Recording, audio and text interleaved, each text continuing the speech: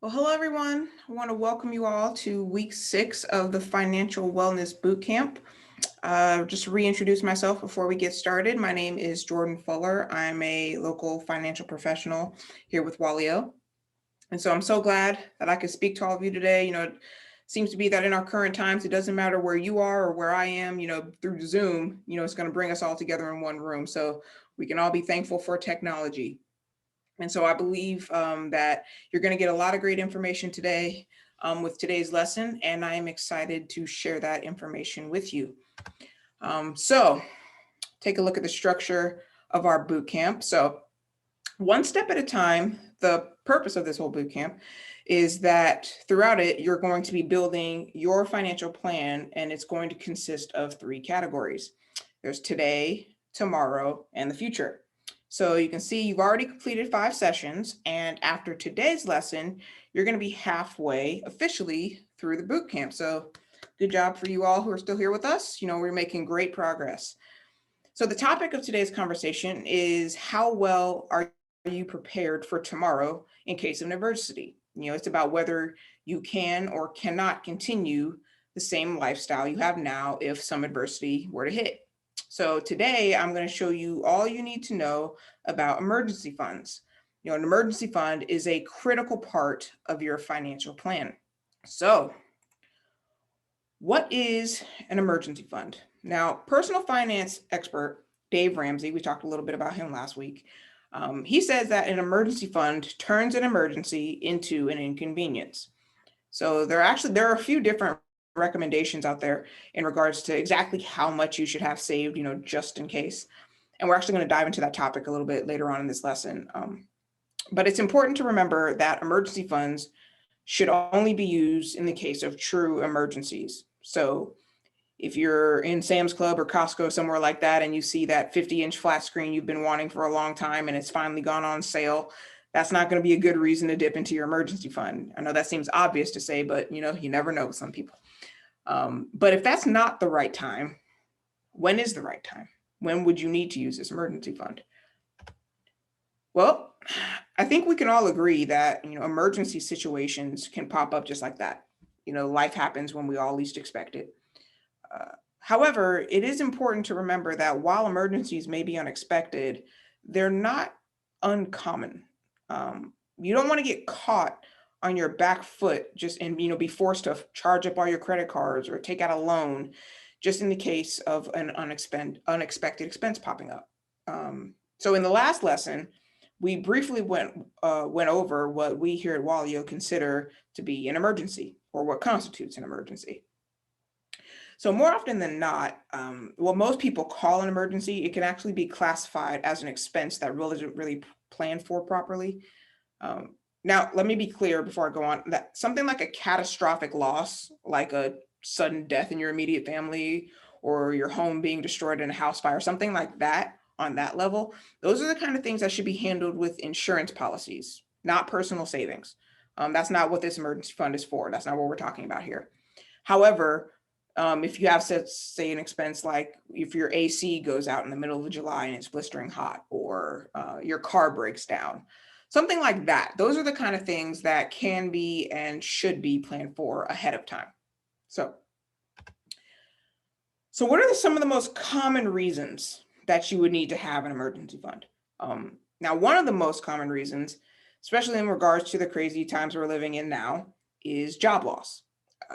I think it's safe to say that on January 1st of this year, 2020, absolutely nobody would have predicted that our country would have been shut down basically due to a global pandemic. I mean, anybody can raise their hand if that was on their bingo card for the year, which certainly wasn't on mine. But if we take a look at this chart over here, we can see that back in April, May, June of this year, the unemployment rate was starting to creep up towards something that was comparable to the Great Depression. That's a little scary. Even so, losing one's job is not an unheard of occurrence. So it is smart to plan ahead just in case your job security is not as secure as you had once hoped. Another reason for emergency funds are medical emergencies. More than 25% of families experience financial burdens related to healthcare. especially lower income families. They're the ones who take the biggest hit, and they have the highest level of financial burden when it comes to medical bills and things of that nature. And then 24% of Americans, they experienced a major unexpected medical expense for which they had to pay out of pocket for. Excuse me. In fact, Harvard Medical and Law School, they did a study that stated that 62% of bankruptcies are due to medical bills or illness. And an average cost of an emergency room visit is approximately $1,300. So medical expenses can definitely cause the budget to take a huge hit when they pop up. Car repairs. Now, back in lesson 4, our financial advisor, Matt, he went over a few ways where you could plug some certain money leaks in your budget and find money that you didn't know you had. Now, one benefit from doing so is finding the funds you need in order to start your emergency fund or to further build an existing one, right? And so one way you could increase your contributions to your emergency fund would be to increase the deductible on your car insurance. Now, doing that would then lower your premiums, and you would then be able to put that extra savings into your emergency fund and put it towards that. Then if and when the time came when a repair needs to be made on your vehicle, then that increased deductible could then be paid from your emergency fund. You kind of get how that works? So that subject in particular speaks to me personally. Just if I could tell you a quick story. After I graduated high school, I enrolled in a college that was 7 hours away from where I grew up. Now, I was 17 at the time, and I hadn't gotten my driver's license yet. So my mom had to drop me off at college that first year. And so when she was driving me to school, just as we were entering the city limits to getting ready to drop me off, her transmission goes out. Just our luck, right? Well, fixing that transmission was $2,500 that my mom didn't have at the time. And so to pay for the repairs, she had to use my student loan check and then pay my tuition when she got paid the next month. Now, everything worked out fine. She got her transmission fixed. I got to go to school. Everything was perfect. But if she'd had an emergency fund for when this happened, then obviously she wouldn't have had to use that student loan, right? Or use my student loan. But again, thankfully, all turned out well. The point I'm making is my mom and I walked away from that situation learning a very valuable lesson about the importance of having emergency funds in the case of adversity popping up. So, home repairs. Everyone has to have this happen, right? At some point, everybody, at some point has a leaky roof or pipes go wrong and all that kind of stuff. Now, Matt, I just spoke about him in the last slide, our advisor, Matt. He personally had to deal with a situation like this recently in the last few months. He had to replace his air conditioning, his furnace, his fridge, and his garage door opener in his home, all in the same month. Not the same year, the same month. This had to happen, due to the year his house was built, he has a little bit of an older home. And so all these things just started to happen all at once, it seemed. But luckily, Matt is an advisor who practices what he preaches. And so when these situations popped up, he had his emergency fund ready and waiting so that he could take care of these issues without causing any extra financial stress on his family. So, home repairs are another big reasons why emergency funds very much come in handy. Now, the last option we're going to go over is probably the least pleasant of the 5. But, unfortunately, we do have to think about these things. Now, the average cost for a funeral is anywhere between $7,000 and $10,000. These costs can include, anything from things on this list here. It could be casket, headstone, transportation, burial, all that kind of stuff. And even funerals that involve cremation instead of a burial, they can cost anywhere between $6,000 to $7,000. And as I mentioned previously, catastrophic losses like a death in the family, those things should be handled with insurance policies, not personal savings. The insurance should cover all the long-term consequences from losing that loved one. However, I will say that with life insurance, the death benefit can take anywhere from 30 to 60 days to pay out, due to the paperwork involved and the process you have to go through. Now, funeral homes are going to require their payment for these services much, much sooner than that. And so those costs, they're going to need to be taken care of either by final expense insurance, or they have to come completely out of pocket, AKA an emergency fund. So job loss, medical emergencies, car repairs, home repairs, funeral costs. These are the top 5 really of common emergencies that families experience here in the United States and frankly almost everywhere. There are way more, of course. We can't go over every single example that you would need an emergency fund for, but an emergency fund is there to help you deal with any kind of emergency, any kind of small emergency. Now, what do you think unprepared people do when an emergency happens? If something like this were to come up, but they didn't have that emergency fund in place, what would you guess that they did?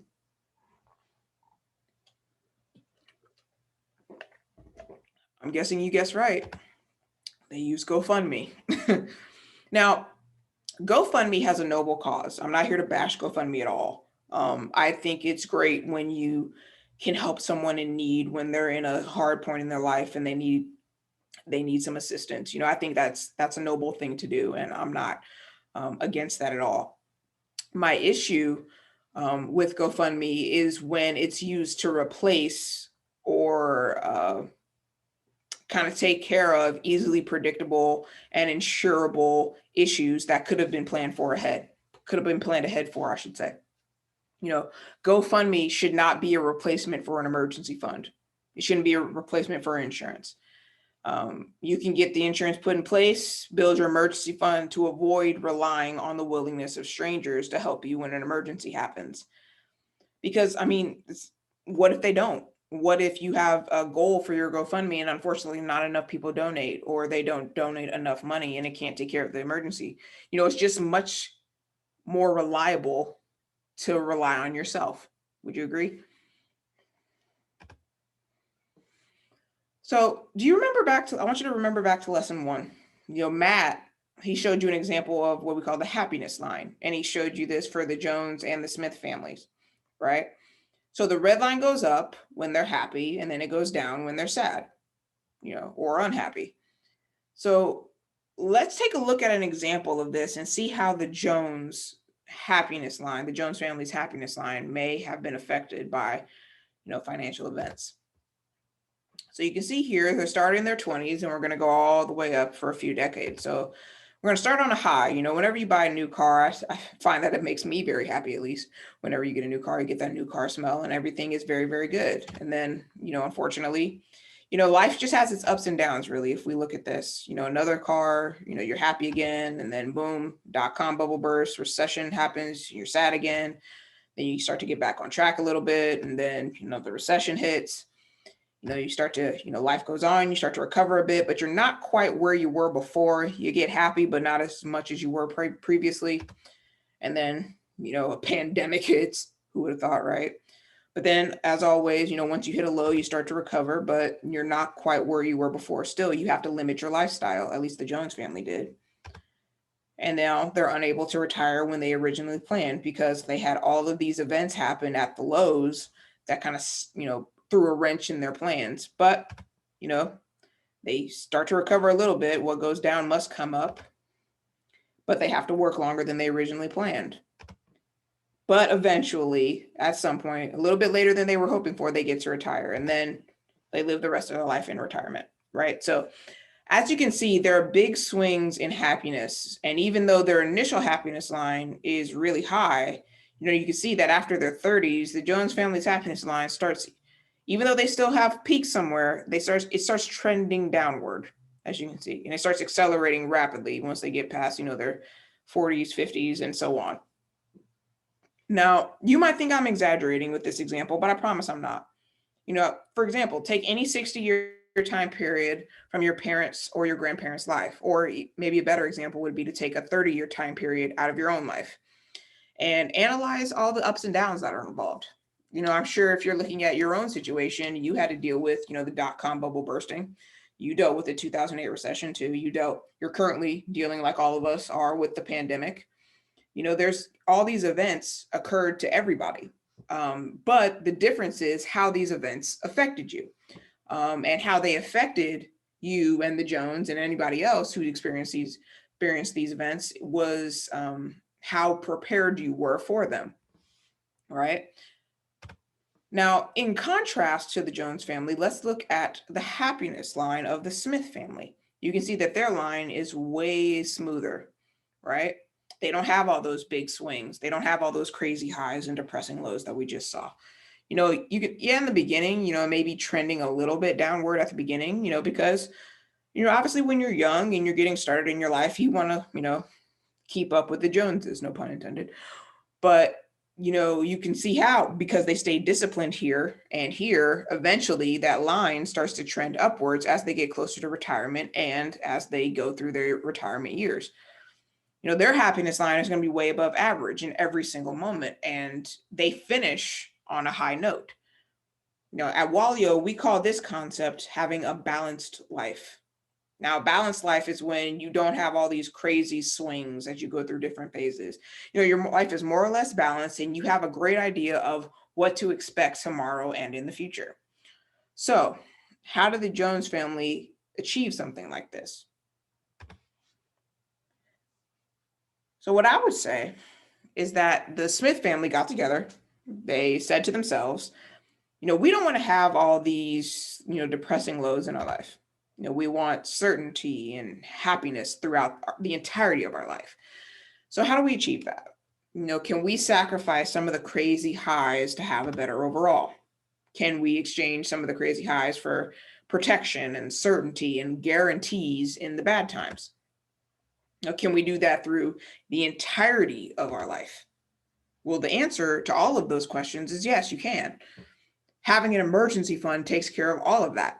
Rather than spending your entire paycheck on stuff, you save part of it into your own emergency fund and you build your own insurance to cover yourself from almost any emergency. So yeah, did they have to make some sacrifices along the way? Of course. Maybe they didn't go on as many vacations as someone else would have, or they didn't, maybe they bought a car that was 2 years old rather than brand new, save money, something like that, but on the flip side of that, when a recession hit, they were ready. When the dot-com bubble burst, they were ready. They weren't only ready to survive, but ready to take on opportunities. I hope you know that, more wealth is made in down markets than it is in high markets, right? So let's deep dive into how an emergency fund actually works in real life, right? So there are many people on this call, and many of you start from different positions as far as where you're at on your wellness journey. So somebody might be starting in a cash hole, for example, and then another person is hopefully already building their emergency fund. So let's make sure that we cover everybody. So if you were to start your financial wellness journey in a cash hole, we talked about this last lesson, this is when your short-term financial obligations total more than the amount of cash you have in your account, right? So you say, for example, you have one credit card balance of $3,000, another one's at $4,000, and your monthly bills are at $2,000. In this case, $9,000 in short-term obligations, and you only have $4,000 in cash. You're in a $5,000 deep cash hole at that point. So in this situation, your very first priority needs to be to dig yourself out of that cash hole. So what you want to do in that situation is you want to start living by our simple budgeting method that we've taught you. You set your spendable and you send all of your savings that you have into repaying that debt and getting out of that cash hole, right? And building some cash reserves. Then at some point, by living by that method, eventually you're going to reach what we call cash level. So you can see you're not in a cash hole anymore. You have $6,000 of cash here, and that's going to be enough to cover your short-term obligations. So you have $2,000 on one card, $2,000 on another, $2,000 bills. You can all follow that. This is the moment when you can fully automate all of your payments and build that personal automated money management system we talked about in the previous lesson. So now life is good. Everything's automated. There's no stress. You even have more money because you don't have to pay all that high interest on your credit cards anymore. Wonderful. Everything's good. But you don't need to stop there because an emergency can happen and ruin everything that you worked for. So what you would do then is you would continue living by that same simple budgeting formula, and all your savings would continue building in your checking account. And then in some time after doing that, you would build some free cash. So you can see that over here. Now you have $8,000 of cash in your account, in your checking, which is going to be $2,000 more than you need to cover all of your short-term financial obligations. So this $2,000 in free cash, this here is your emergency fund. Voila, see how that works? So your small emergency fund is for covering any kind of very predictable, small, uninsured emergency. So this is not going to cover the loss of your job. We're going to talk about this later, but it will cover a majority of small emergencies. So like I was saying before, the majority of emergencies are anticipated but poorly planned for expenses. So did you know that you're gonna go see a doctor at some point in your life, right? You're gonna need to get your car fixed at some point. You're gonna have to, fix your roof at some point or get a new refrigerator or some kind of home repair. All of these things we know are going to happen. We just don't know when they're going to happen, right? So we can't really tell what day our car is gonna break down. But let's see how Walio recommends how we deal with these quote unquote emergencies. So let's say you build your small emergency fund up to $2,000, right? And then you had an unbudgeted medical bill for $2,000, right? So you use your credit card to pay for it. You collect the reward on that card, whether it be cashback, miles, etc., any of those things. And then by the end of the billing cycle, your credit card is paid in full automatically. And then once it's paid, you're going to be back to cash level. You don't have any free cash anymore, right? Now, all your bills are still paid automatically, all your credit cards. There's no disruption to your automated system, no stress. You just continue living the same life and using that same budgeting method that we talked about before, okay? Now, in some time, your emergency fund is going to be rebuilt. Now, you don't know what will happen next, but you do know you have the fund to cover it. So then another emergency happens, and just like my mom, your car's transmission goes out. Womp womp. Don't worry, you shopped around, you found the best deal to get it fixed, and you get it fixed. And then again, when the billing cycle is closed, and you've paid for all that, you paid for that repair off your credit card, and then all your bills are paid and all that's good, you go back to being cash level again. No more free cash. So your automated system is still working, bills all getting paid, everything is still going, same budgeting method, all that, right? Same budgeting method, boom, same rebuilt, right? So it's rebuilt and ready for any time a new emergency pops up. So the point here is that if you adjust your savings and spendables to the right levels and you constantly keep rebuilding your small emergency fund, a majority of emergencies will become easy to overcome financially and have no disruption to your lifestyle and finances. Now, I can guess what some of you are thinking. You're probably thinking, yeah, that's all well and good, Jordan. But what do you do when you have several emergencies pop up at the same time? What if my car breaks down on a rainy Friday as I'm going home from work, and as soon as I get it towed home, I find a pool of water in my bed from having a leaky roof, and then the phone rings to let me know that I'm fired because, well, we find it's always better to fire people on Friday. And then once that happens, my health insurance, it gets canceled instantly because I'm out of a job. And then all that stress from all of these things happening leads to me having a heart attack. So how does your emergency fund work now? Because look at the cash hole I'm going to be in when all this happens. It's crazy, right? Well, you're right. That is crazy. I'm very sorry that happened to you if that's the case. But I think we can all agree that is something like this happening possible? Yes, of course it's possible. I'm not going to say it never happens, but is it probable? I think we can all agree that it's not. Is it possible that a meteor is going to fall out of the sky and, blow up the earth? Of course it's possible. It's happened before. That's why we don't have dinosaurs anymore. But is it probable? No, it's not. I think we can all wake up and sleep a little easy thinking about meteors, right? But the possibility of all of these things happening at once is pretty close to zero. I think we can agree about that. However, if it does happen to you, then I would say maybe you have some bad karma. I don't know what you did in your life to deserve something like that, but who knows? But what we usually see with regular people, once they adopted the method of having an emergency fund, usually goes a little something like this.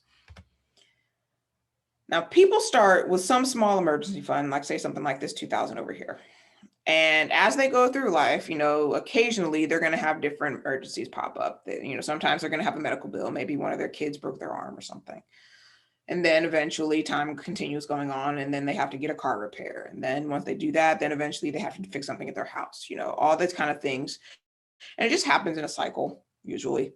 But people usually ask the same question when it comes to emergency funds, or at least when they're getting started saving emergency funds. Usually that question they want to ask is, well, how much do I really need in order to have an emergency fund? Like, what constitutes an emergency fund?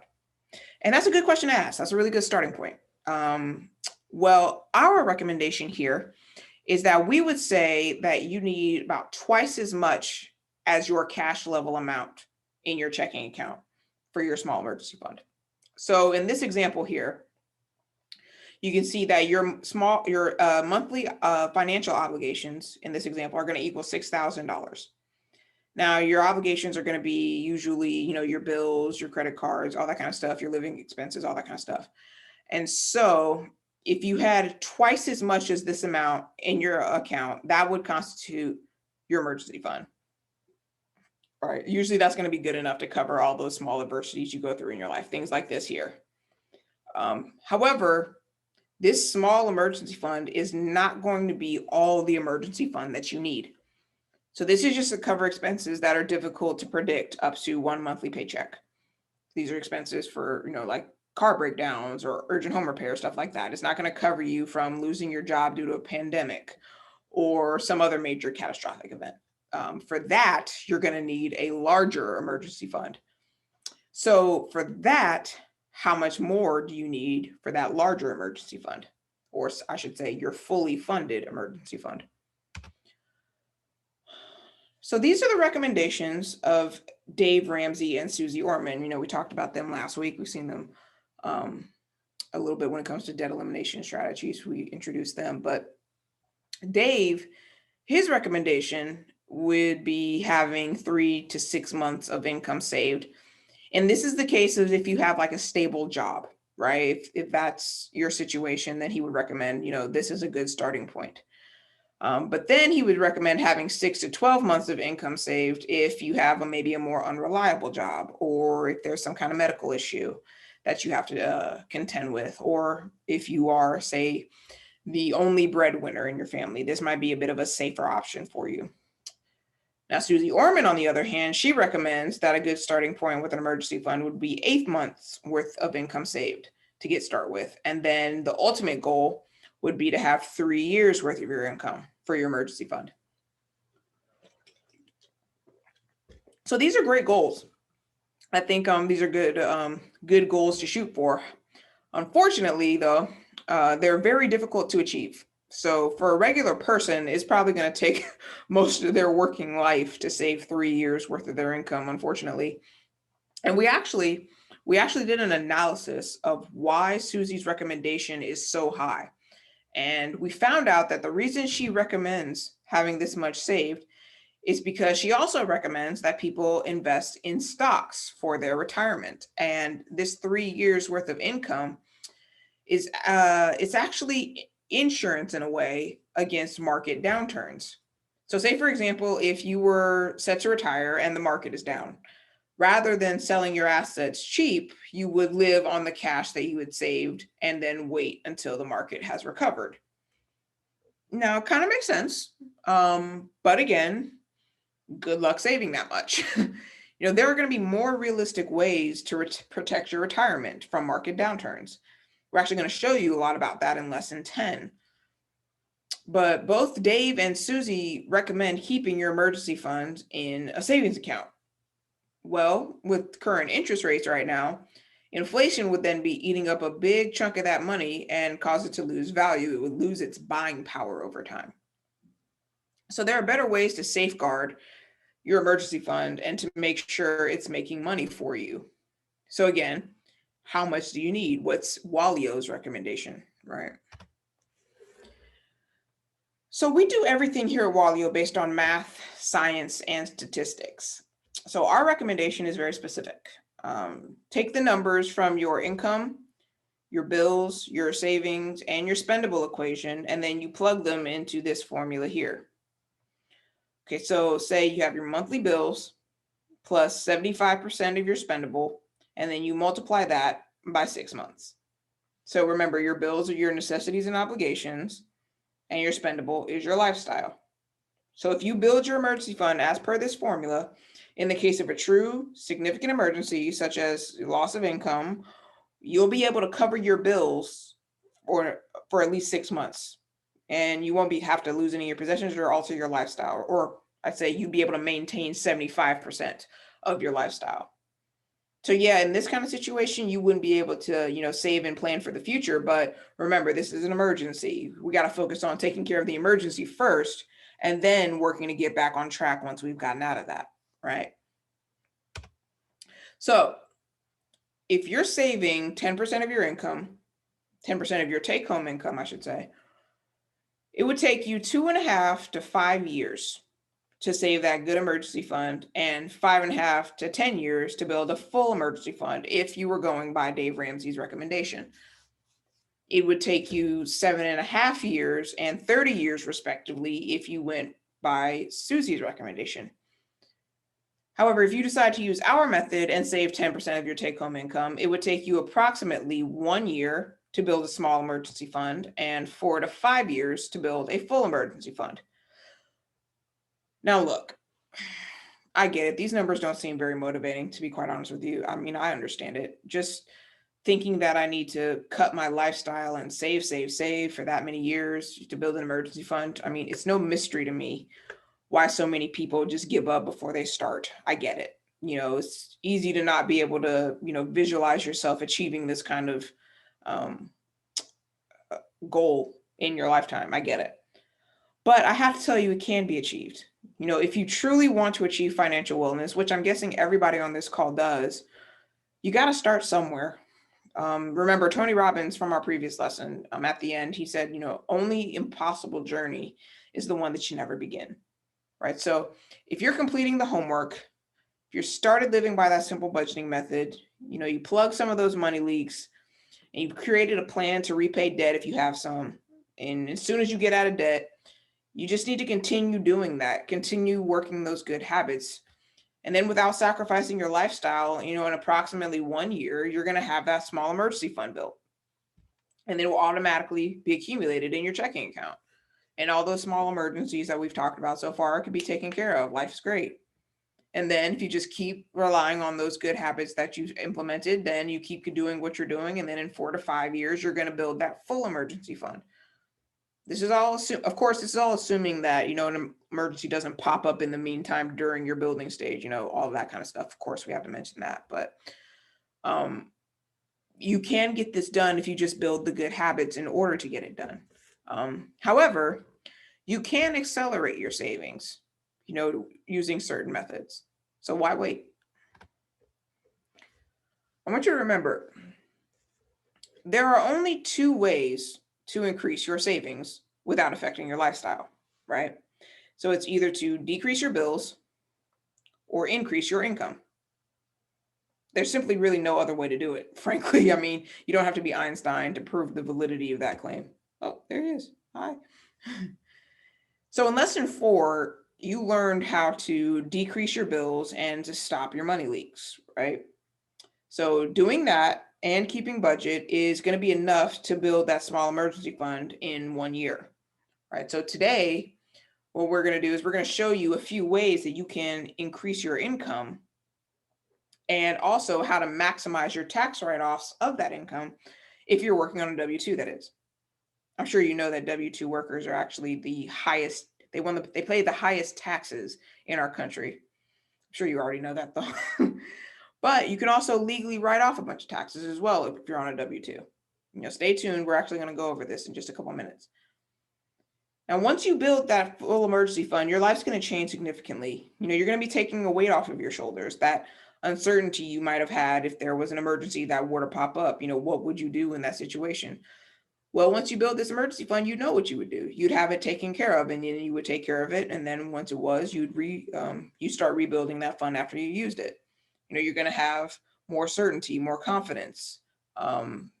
You're going to have more choices, right? It's going to be a whole new you. So now we've talked about how to decrease your bills. How can we increase your take-home income? Well, start a business. I'm sure a bunch of you already guessed that. But back in the olden days before COVID-19, Uber, Etsy, and catering were default choices for a lot of people before the pandemic hit. It was a pretty big recommendation if you want to start a business, do something like this. Now, as that pandemic has hit, some of the mainstream choices that we have might, no longer be quite as valid anymore. So after doing some research, we picked, a few ways that you could earn some extra cash if that's something you're interested in doing. So one of our top choices is focus groups. So focus groups are a fun and easy way you can earn some extra money. It's kind of a participation in a paid research. So these dogs over here, they're actually participants in a focus group that was run by one of the biggest pet store chains in the country. Well, not the dogs themselves, their owners. I'm sure you already got that.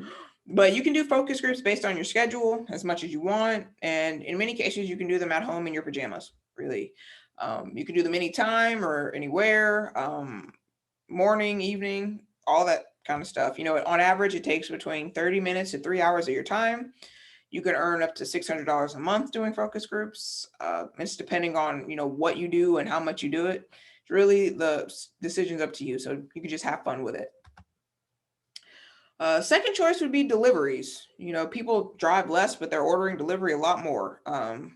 People can take advantage of using that growing delivery trend to make some extra money for themselves. So there's services like DoorDash, Amazon Fresh, Postmates, Uber Eats, all that kind of stuff. You get paid per delivery, and in most cases, you can make tips. All you need is your vehicle, a smartphone, and be over the age of 18, really. So you can work as much and as little as you want. You set your own schedule, so the earning potential really is up to you. You can even be a cat. Just kidding. So if you possess or you're willing to learn a new skill or hobby, you could pick up some freelance work online. So freelancers, they're self-employed people who aren't contractually obligated to one specific employer. Freelancers, they can work in virtually any sector, although a lot of them work in like marketing and communications or IT or some kind of creative arts, something like that.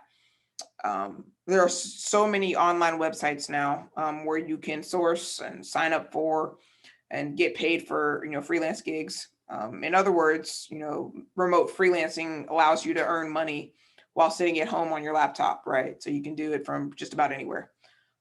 However, if online's not really for you and offline seems to be more in line with what you're interested in, there are marketplaces for this too. You can look at Thumbtack and Home Advisor for examples where you can find some freelance work offline.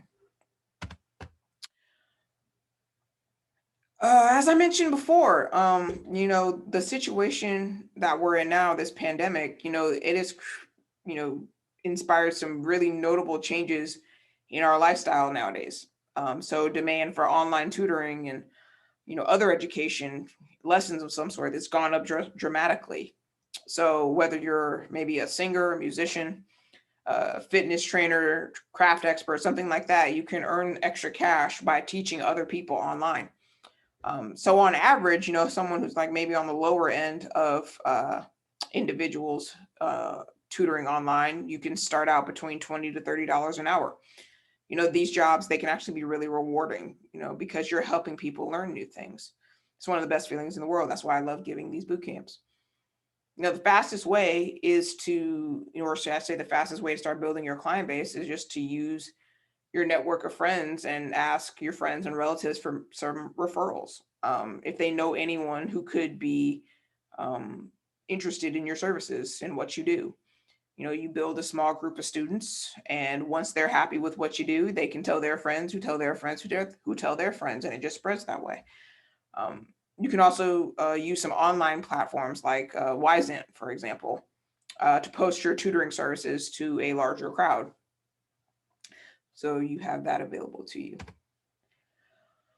These are just a couple more ideas worth mentioning just in case it piques anybody's interest. Credit card churning. I would say this isn't really a sustainable way to make money, and frankly, I wouldn't really recommend it, but you can make a few grand doing it over the course of a year. So if that's something that sounds of interest to you, you can look it up a little bit in more detail with that.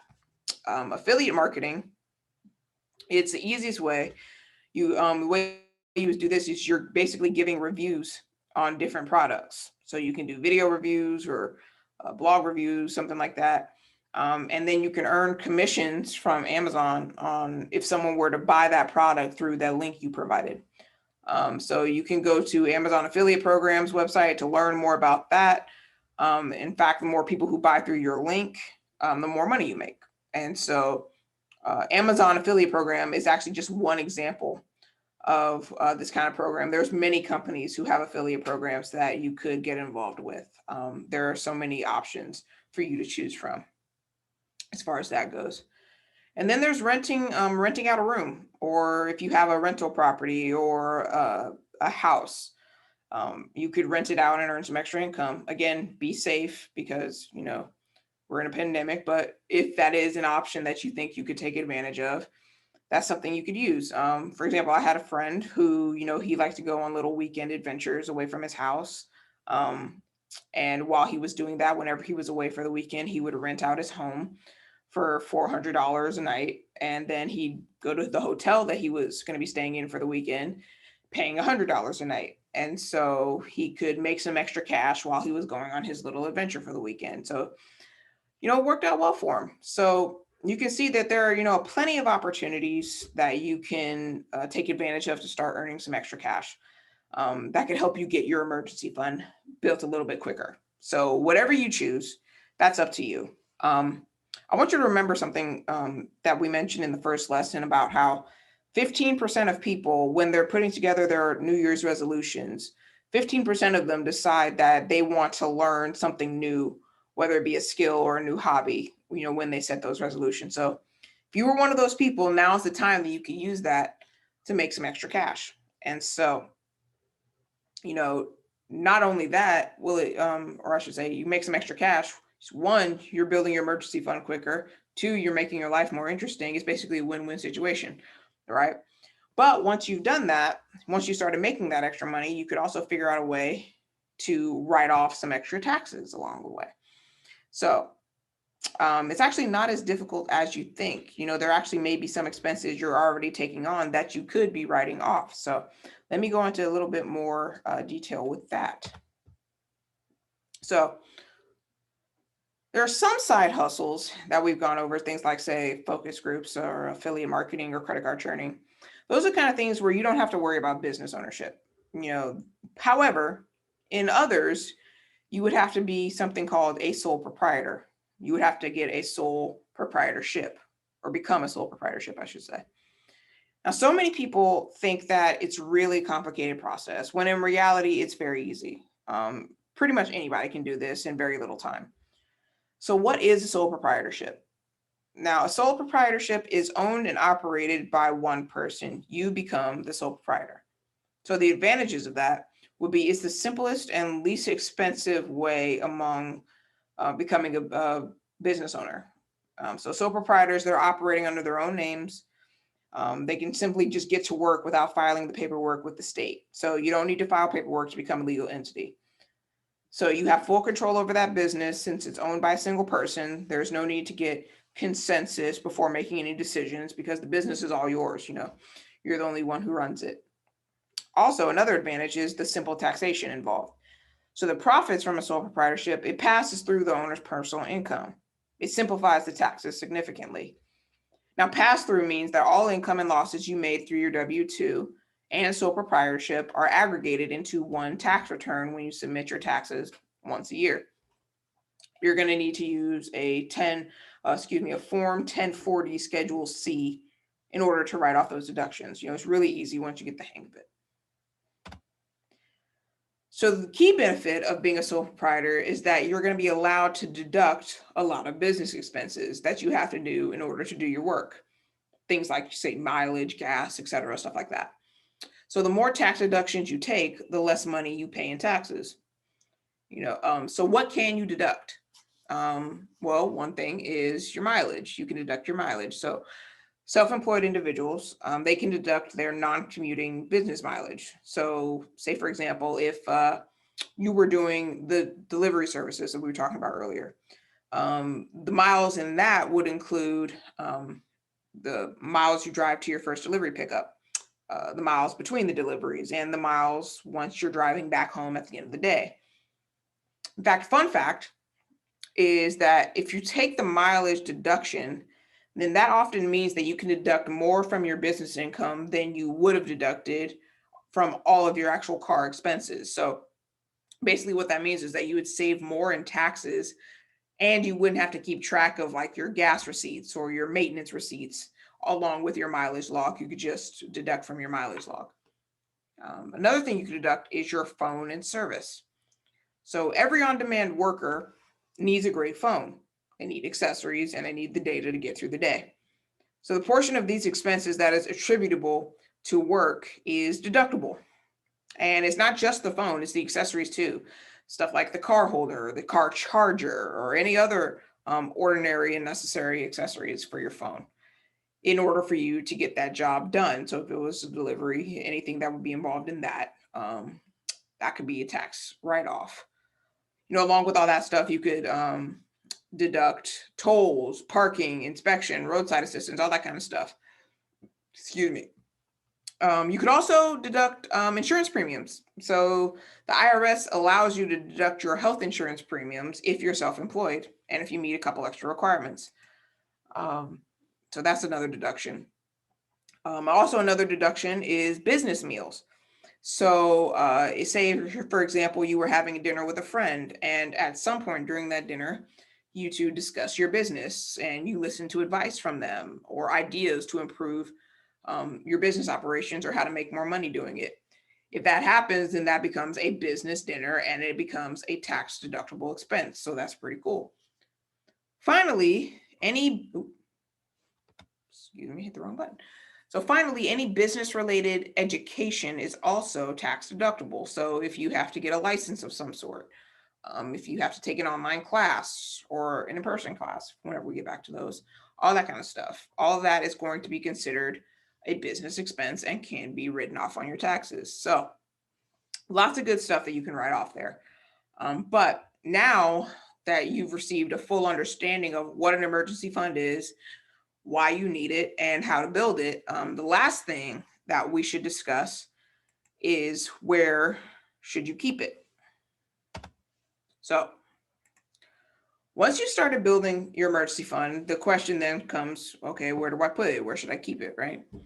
So as we've talked about previously, your small emergency fund, which is going to equal 1 month of your short-term obligations, like your bills, your necessities, credit card balances, stuff like that, that needs to be very fluid. And we would say you should put that in your checking account. That's the hassle-free option. You don't need to move money here or there. You just burn and rebuild, burn and rebuild.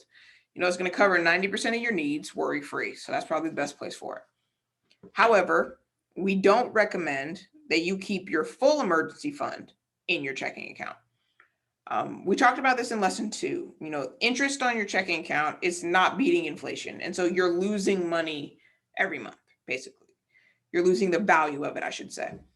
So you need to keep it in an account that's going to bring higher interest rates, and it's going to be guaranteed from losses. So your money needs to work, right? If you're going to work hard for your money, it needs to work hard for you. That's a fair trade. It shouldn't just be sitting there waiting for that emergency to pop up. So I'm going to show you a few other options that you could use for your full emergency fund. So here are 5 options that you have to store and grow your emergency fund in. So we're not specifically suggesting one over the other. It totally depends on your unique financial situation and your needs. So we've just ordered these order these options in the order of like market risk, accessibility, and interest rate. So wherever you keep your emergency fund, it should be 100% protected from market risk as the first criteria. Most likely when you're going to need it is when the market crashes, right? And so you don't want it to disappear right as when you need it, right? We don't want that. So secondly, when you need the money for the emergency, you're going to need it quickly, right? So that's why we're talking about accessibility. How fast can you get access to the money you need?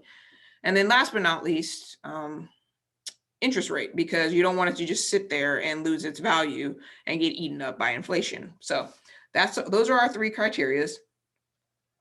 So the first one we're going to go over is market risk. So your money market account, high yield savings account, and certificate of deposit are all insured by the FDIC for up to $250,000. So if your emergency fund is $250,000 or less, virtually you have no risk of losing your money ever here. Now, cash value life insurance, it's a little less well-known option, not really as well-known to store and grow your emergency fund. Now, this is not going to be FDIC insured because life insurance is provided by insurance companies and not banks. So insurance companies, they're heavily regulated. They're required to keep massive reserves to self-insure. They're periodically tested and really don't need to be FDIC insured. So the risk is very, very low. Bonds are another way to store your emergency fund that's pretty safe. It's not as safe as these other 4, but the risk level is suitable to hold your funds in. Now, accessibility. Now, with a money market account, you can write yourself a check or simply withdraw the money from an ATM the same way you do with your debit card. You can use it that way. So it's very fast, very convenient. Now, a high yield savings account, you can write yourself a check or you can transfer yourself the money online from one account to another. With the certificate of deposit, you're going to need to go to the bank and cancel your deposit and then transfer that money in there to another account. So it's going to take you a little bit more time. With cash value life insurance, what the insurance company can do is they can mail you a check for the amount you have in your policy, or if you have direct deposit set up, they can do it that way. That can take anywhere from 24 to 72 hours, depending on how fast they work. The slowest option here is going to be your bonds. These are going to be the slow poke of the group. With a bond, you're going to need to sell the bond first. And then once that transaction settled, transfer that money into the account of your choice. So again, this is the slow one of the group. And then interest rate. So in the current low interest environment, the best interest rates for these first 3 you could possibly find will be going to be around 1% right now. So it's not beating inflation. Life insurance and bonds, they're actually going to provide a way better rate of return considering how safe they are. But they also have some fees involved, right? So life insurance and CDs, certificates of deposit, they're going to have penalties for early withdrawals.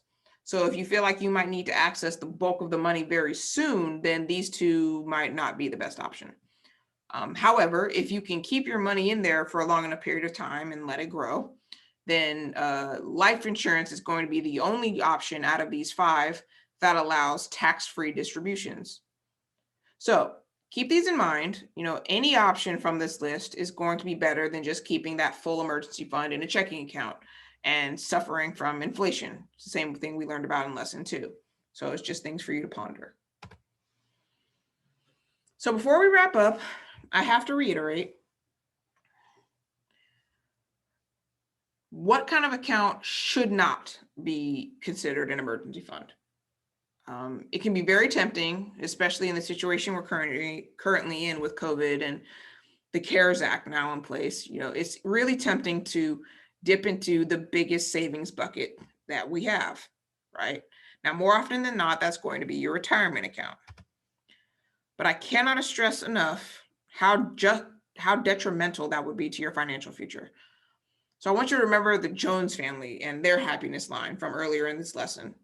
So how did, their happiness line kind of go like this, right?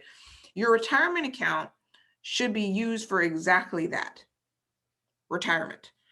So if you're continuously pulling money from it, whatever your financial crisis is, all you're going to be doing is making it that much harder to retire for the future. So the absolute worst of worst mistakes you can make is to take a loan from your 401k for an emergency. When you do that, you're just double taxing yourself and just giving away 20% of your money to the government. That's why having all these other accounts just in case is so crucial to your long-term financial success. So that's going to conclude today's lesson. Excuse me. As Tony Robbins said, no matter how many mistakes you make or how slow you progress, you're still way ahead of everyone who isn't trying. So get on this journey to build your emergency fund. It's not going to be fast or super easy, but you'll get there with time. And once you do, your life is going to change. All those what ifs, from unexpected expenses to a job loss, they're going to be covered. You're going to say goodbye to a significant amount of stress in your life. You might even start sleeping better and appreciate yourself more. We've actually found that people with emergency funds, they tend to negotiate higher salaries because they're not afraid of losing their job, right? And that confidence speaks to their bosses, and they end up actually appreciating them more. So it is possible, and I know you can do it. You remember that guy from Office Space? I hope you've seen that movie. If you haven't, it's a classic. You should definitely watch it. So thank you for being with us for this lesson. I'm really glad I could share this information with you. Please have a good night and a good rest of your week. Stay safe and stay healthy. And I look forward to seeing you next week for lesson 7. Take care.